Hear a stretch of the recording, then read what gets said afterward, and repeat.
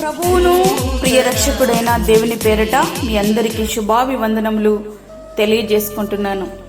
Jesus ను creation ministries ద్వారా ఈ రీతిగా ప్రతిరోజు అనుదిన ఆహారమును మీతో పంచుకోవడానికి దేవుడిస్తున్న కృపను బట్టి దేవునికి ఎనలేని కృతజ్ఞతలు. ప్రియ సహోదరులారా, ఎలా ఉన్నారు? అందరూ బాగున్నారా? మీరందరూ కూడా క్షేమంగా ఉండాలని మేము అనుదినము మీ అందరి కొరకు ప్రార్థిస్తున్నాము. అలాగే ఈ యొక్క వాక్యమును షేర్ చేస్తున్న మీ అందరిని బట్టి మేమెంతో దేవుని స్తుతిస్తున్నాం. ఈ వాక్యములను షేర్ చేస్తున్న మీ అందరికీ దేవుని దీవెనలు మెండుగా ఉండునుగాక. ఆమేన్. వాక్య ధ్యానంలోనికి మనం వెళ్దాం. 1 తెస్సలోనిక 5వ అధ్యాయము 16 నుండి 18 వచనములు. ఎల్లప్పుడూ సంతోషముగా ఉండుడి, ఎడతెగక ప్రార్థన చేయుడి, ప్రతి విషయమందును కృతజ్ఞతాస్తుతులు చెల్లించుడి. అలాగు చేయుట యేసుక్రీస్తునందు మీ విషయములో దేవుని చిత్తము. సంతోషము కలిగి ప్రార్థన చేయాలట. సంతోషము కలిగి ప్రార్థన చేయాలి. అయితే మనకు ఒక సందేహం రావచ్చు. మనకు దేవుడు జ్ఞాపకం వచ్చేది కష్టాలు వచ్చినప్పుడే కదా, మనం ప్రార్థన చేసేది కూడా అప్పుడే కదా. అట్లాంటప్పుడు కష్టాలలో ఎట్లా సంతోషంగా ఉండగలం, ఎట్లా ప్రార్థించగలం అనే సందేహం నీకు రావచ్చు. ప్రియ స్నేహితుడా, వాక్యం అంటున్నటువంటి ప్రియ దేవుని బిడ్డ, ప్రార్థించడం మానేశాము అంటే దేవునితో మాట్లాడడం మానేసినట్లే కదా. అవును, మనము మన పొరుగు వారితో కొంతకాలం మాట్లాడడం మానేసి మరలా మన అవసరం నిమిత్తం వాళ్ళతో మాట్లాడాలంటే ఎంత ఇబ్బందిగా ఉంటుంది కదూ. స్వేచ్ఛగా వారితో మనము మాట్లాడలేం కదా. వారి ప్రతిస్పందన కూడా అట్లానే ఉంటుంది. దేవుని దగ్గర కూడా అదే పరిస్థితిని మనము ఎదుర్కోవలసి వస్తుంది. అట్లా అని ఆయన మన పొరుగు వారిలా ప్రతిస్పందించేవాడు కాదు. ఆయన కృప అట్లాంటిది. కష్టాలు వచ్చినప్పుడే కాకుండా అనునిత్యము ఎడతెగక ఆ కృపామయుని ప్రార్థించే అనుభవం మనము కలిగి ఉండాలి. ఇంతకీ కష్టాలలో సహితం సంతోషంతో ఎట్లా ప్రార్థించగలం అనంటే, ఆయన శక్తిమంతుడు, నన్ను రక్షించేవాడు, నాతో ఉన్నాడు, నన్ను ప్రేమిస్తున్నాడు, నాయందు ఆనందిస్తాడు అనే చిన్న తలంపు శోధనలో సైతం సంతోషాన్ని నింపుతుంది. నీ దేవుడైన యెహోవా నీ మధ్య ఉన్నాడు. ఆయన శక్తిమంతుడు, ఆయన మిమ్మును రక్షించును.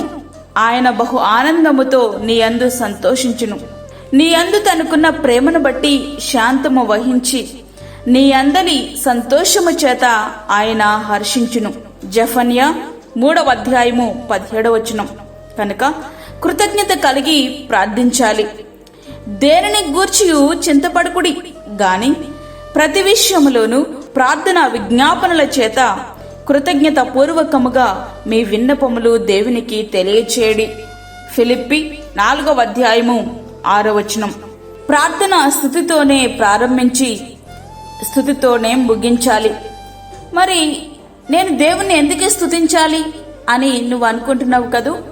ఎందుకు ఆయన్ని స్తుతించాలి అనంటే, ప్రార్థించే సమయం వరకు నీవు జీవముతో ఉన్నందుకు, నిన్ను నిత్య మరణము నుండి దాటించి నిత్య జీవంలోనికి ప్రవేశాన్ని సిద్ధపరిచినందుకు అన్ని పరిస్థితుల్లోనూ ఆయనను స్తుతించాలి. ఎప్పుడు ఆయన్ని మనం స్తుతించగలమంటే, మొదట ఆయన ఎంత శక్తిమంతుడో మనకు అర్థం కావాలి. మన అవసరతలన్నీ ఆయన ఎరిగినవాడని, తగిన కాలమందు వాటిని నెరవేర్చగల సమర్థుడని నీ విశ్వసించగలిగితే ప్రతి పరిస్థితిని బట్టి ఆయనను మనము స్తుతించగలం. అవును ప్రియ స్నేహితుడా, అట్లాంటి స్తుతితో కూడినటువంటి ప్రార్థన మనం చేద్దామా? ఈ దినము నుంచి దేవుణ్ణి మనం హృదయపూర్వకంగా స్తుతిద్దామా? అట్టి అనుభవంతో మనము ప్రార్థిద్దామా? ఆ రీతిగా ప్రార్థిద్దాం. ప్రార్థన ఫలాలు అనుభవిద్దాం. అట్టి కృప ధన్యత ప్రభు మనకి అనుగ్రహించునుగాక. ఆమేన్. వాక్యం విన్న ప్రియ దేవుని బిడ్డలారా, ప్రార్థనలో ఏకీభవించండి. పరిశుద్ధుడైన తండ్రి, ప్రేమగల యేసు ప్రభువా, మా జీవితాలలో మరి ఒక దినాన్ని మాకు అనుగ్రహించారు. నీకు వందనాలు. ఈ దినమంతటి కొరకు మమ్మల్ని సిద్ధపరచండి ప్రభువా. ప్రతి విధమైన తెగులు, కీడు, ప్రమాదం నుంచి మమ్మల్ని కాపాడండి. వాక్యం ఉన్న ప్రతి ఒక్కరు కూడా నిన్ను స్తుతిస్తూ ప్రార్థిస్తూ తండ్రి మీరిచ్చే ఆశీర్వాదాలు పొందుకునే కృప ప్రతి ఒక్క బిడ్డకు మీరు అనుగ్రహించండి. అదేవిధంగా బలహీనులను, చంటి బిడ్డలను, వృద్ధులను మీరు జ్ఞాపకం చేసుకునండి ప్రభువా. గర్భిణీ స్త్రీలను జ్ఞాపకం చేసుకునండి. వారికి తగు భద్రతను మీరు అనుగ్రహించండి తండ్రి. అదేవిధంగా దూరదేశంలో ఉండి ఈ ప్రార్థనలో ఏకీభవిస్తున్న ప్రతి ఒక్క బిడ్డను మీరు దర్శించండి. వారి కష్టాలు, వారి బాధలు మీరు చూస్తున్నారని ప్రభువా, నీ అందరి విశ్వాసముతో మొరపెట్టే కృప ప్రతి ఒక్క బిడ్డకు మీరు సమృద్ధిగా మీరు అనుగ్రహించండి. ప్రభువా, నాకు ఎవరు లేరు అని బాధపడుచున్న బిడ్డలకు మీరున్నారన్నటువంటి విశ్వాసమును వారికి అనుగ్రహించండి, బలపరచండి. ఈ దినమంతటి కొరకు మమ్మల్ని మీరు సిద్ధపరిచి ఈ యొక్క ఆత్మ నడిపింపు మా అందరికీ దయచేయమని, మాకు కాదు యెహోవా, మాకు కాదు, సమస్త మహిమ ప్రభావములు మీకే ఆరోపించుకుంటూ యేసు పరిశుద్ధ నామమున అడిగి వేడుకుంటున్నాము తండ్రి, ఆమేన్. ఈ యొక్క వర్తమానములు మీ బంధువులకు, మీ స్నేహితులకు షేర్ చేయండి. దేవుని పనిలో మీరు కూడా పాలిభాగస్తులు కండి. అదేవిధంగా మీ ప్రార్థన అవసరతలు మాకు తెలియచేయండి. మా ఫోన్ నంబర్ 9177377559 9177377559. దేవుడు మిమ్మను, మీ కుటుంబమును దీవించునుగాక. ఆమేన్. దేవుని సేవలో మీ సహోదరి అన్నామణి సాల్మన్. మా ఛానల్ని సబ్స్క్రైబ్ చేయండి, షేర్ చేయండి, లైక్ చేయండి. దేవుడు మిమ్మల్ని దీవించునుగాక. ఆమేన్.